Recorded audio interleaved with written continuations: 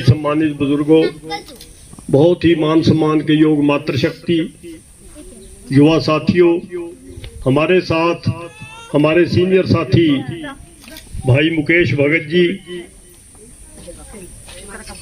नरेश वाल्मीकि जी, विशाल शर्मा जी, संदीप शर्मा जी, रविंदर बबलू जी, शिवम खुराना जी, अनिल जी, सतीश जी, कूड़ाराम जी, रविंदर जी, रामेश्वर जी, शक्ति जी, शशि जी, मोनू जी, अमन जी, भोला जी, फूलचंद नागरा जी, देवराज जी, विपिन कंबोज जी, दीपक शर्मा जी, हमारे साथी सरपंच सोहनलाल जी, अमित जी, अभय वालिया जी, रवि जी, दीप सुख जी, पंकज शुक्ला जी और सभी सम्मानित साथी। जैसा कि मुझसे पूर्व सभी भाइयों ने साथियों ने विस्तार से आपको बताया, सबसे पहले तो मैं आपको लोकसभा में अच्छी जीत के लिए हमारे वरुण मुलाना जी और सिरसा से कुमारी शैलजा जी बड़े अच्छे मार्जिन से इनकी जीत हुई, उसके लिए आप सबको बधाई देता हूं, आप सबका धन्यवाद भी करता हूं। और आने वाले समय में जैसे हालात हैं आपने देखे हैं, घरों के पास पानी खड़ा है, रास्ते का क्या हाल है, ये सब हमने देखा है।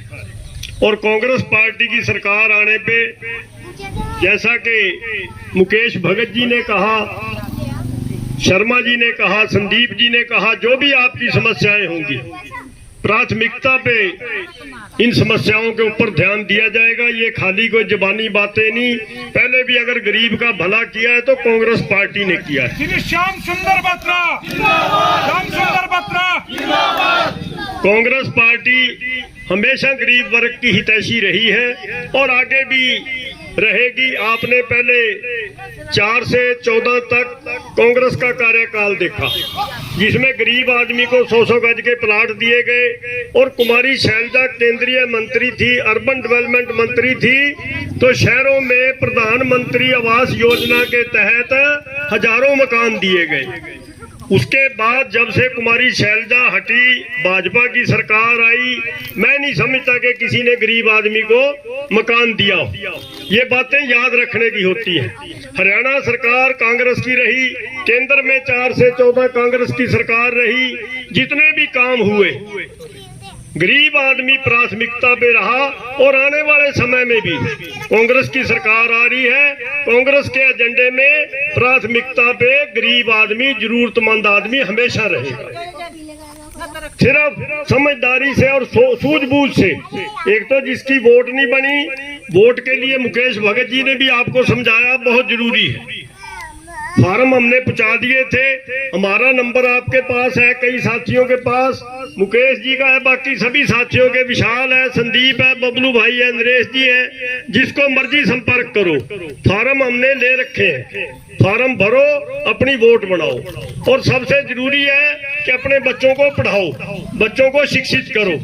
और ये जो आज नशे का कारोबार है, क्या आपने 14 से पहले कभी सुना था? स्मैक का हमने तो नाम भी नहीं सुना था। ये भाजपा वाले खुद उसमें कमीशन खाते हैं, खुद ये नशा पकवाते हैं। अदानी की बंदरगाह पे हजारों करोड़ का नशा पकड़ा जाता है। एक बार अखबार में आता है कि 3000 करोड़ का नशा पकड़ा गया, बाद में कोई पता नहीं चलता कि वो नशा कहाँ गया। ये सोचने की बात है। ये खुद चाहते हैं कि गरीब आदमी को कमजोर कर दो, खत्म कर दो, ताकि तुम्हारे सामने बोलने वाला कोई न रहे। आपने इनकी नीति समझनी है। और आज ये बड़े हाथ ऊपर कर करके कहते हैं कि संविधान से हम कोई छेड़छाड़ नहीं करेंगे। इनके 10-15 मंत्रियों ने जो लोकसभा का चुनाव लड़ रहे थे, इन्होंने खुला कहा कि संविधान खत्म करेंगे। संविधान अगर खत्म होता है तो सबसे ज्यादा नुकसान गरीब आदमी का है, सबसे ज्यादा नुकसान SC-BC का है। SC समझ गए, SC ने सारी मेरे ख्याल 80-90% वोट कांग्रेस को दी। और बीसी भी समझ जाएंगे।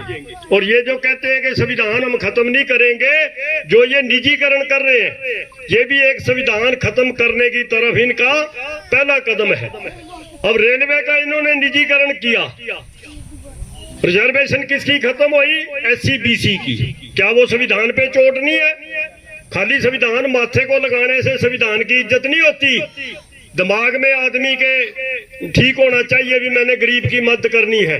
और ये गरीब का हक छीनने वाले लोग हैं, इसका सबूत आपके सामने प्रमाण है। रेलवे में आप कोई भी पता कर लो, जब से रेलवे का निजीकरण हुआ है कोई रिजर्वेशन किसी एससी बीसी को मिली हो, मुझे आगे बता देना। झूठ नहीं बोलते हम, सच्ची और साफ सुथरी बात करते हैं। आज आपके बीच में आए हैं, दोबारा फिर आना पड़ेगा, फिर आपको मुंह दिखाना पड़ेगा।